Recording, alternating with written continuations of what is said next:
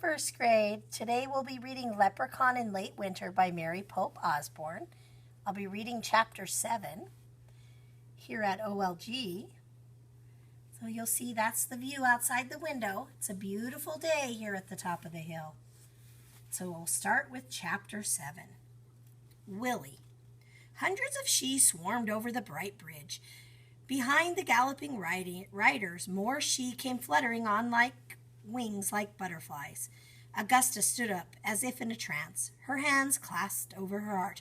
"Oh, wow," breathed Annie. "Keep playing," shouted Jack. Annie blew into the whistle again. The she flew and galloped along the wide, grassy bank. Their horses, fleet as the wind, had arched necks and flaming eyes. They moved faster and faster, swirling in a blinding circle of light and color. The soaring sounds of the music inspired Jack to soar with his words, too. He looked at his notebook and sang, "In a swirl they leave, so wild and free, with a lonely girl to the hill of the she." "Jack, no!" shouted Annie. A mighty blast of wind nearly blew Jack and Annie off their rock. They crouched down and covered their heads. When the wind grew calm, they stood up, just in time to see the swirling cloud of light vanish back into the forest. The she were gone. Once again the sky blended with water and earth in a veil of silver mist. "Phew," said Jack breathlessly. "That was amazing." "Jack, do you know what you just did?" "Yeah, I made the sheer appear and disappear."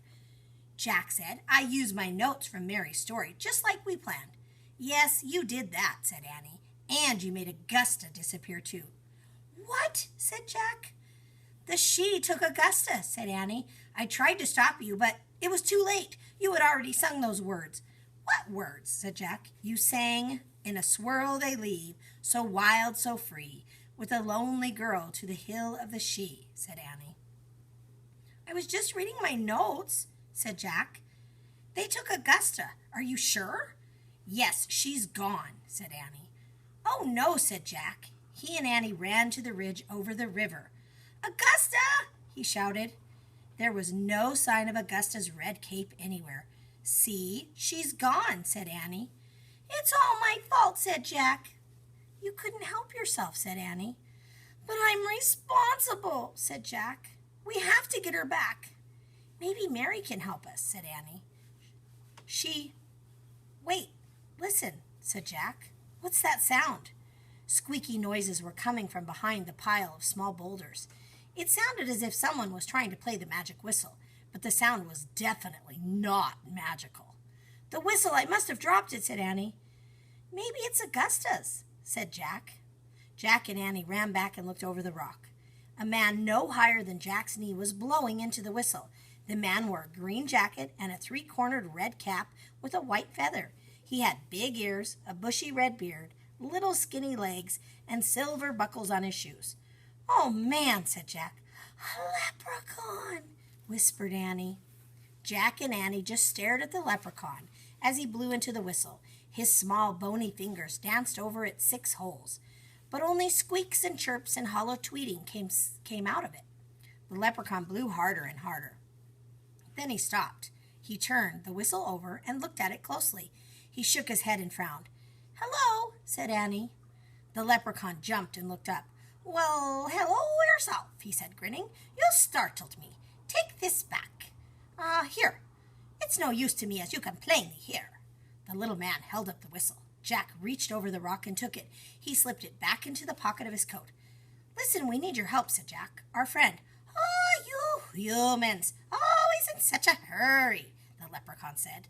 "Sorry," said Jack, "but we really need you to help us. You see—" "First of all, who are you?" the leprechaun asked. "I'm Jack. She's my sister Annie," said Jack. "Our friend—" "Oh, well then, Jack and Sister Annie, I'm Willie," said the leprechaun. "Now let's get a few things straight right away. Never call me Little Willie or Tiny Willie. I don't like it. And never ever call me Wee Willie. That's the one I hate the most." Okay," said Jack. "But—" "Jack, let me handle this," said Annie. She turned to the leprechaun.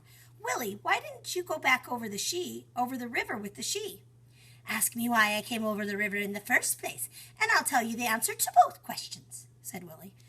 Okay, why did you come over the river in the first place, Willie? And why didn't you go back across with the she? Said Annie. Answer number one. I was having a bit of a nap in the reeds when I heard your whistle playing, said Willie. Before I knew it, I was moving with the she across the bridge. Probably you didn't see me, lost in the swirl of things I was. Excuse me? Started Jack. I've heard some good whistle playing, Willie said, but yours, missy, was like none I've never heard before from a human, not in the 900 years of my life. So answer number two, I didn't go back over the river because I wanted to find out the secret of your playing. Well, that's easy, said Annie. The whistle played itself. It wasn't me. Ah, you're a modest girl, said Willie, and you like to keep the secrets of your talents to yourself. Not really, said Annie. Listen, Willie, Jack broke in. Can you help us? We lost our friend Augusta. It was my fault. I sang about a lonely girl. Then she was taken by the she.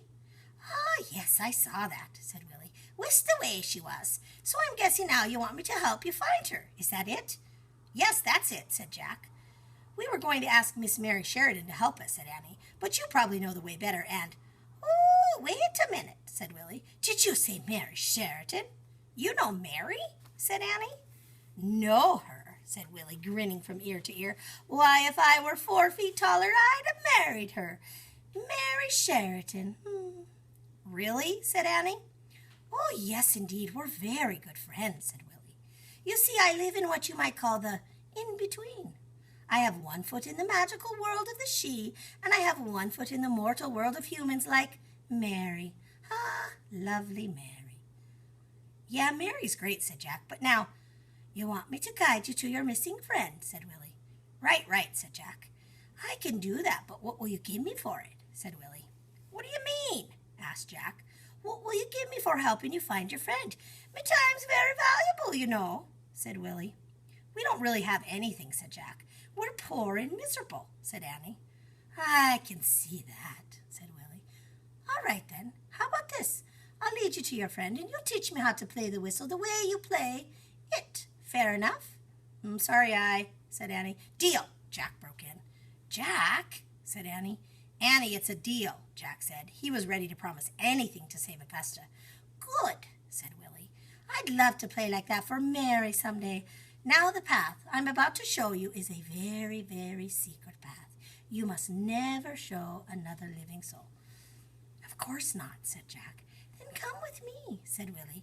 I'll lead you across the water to the home of the she.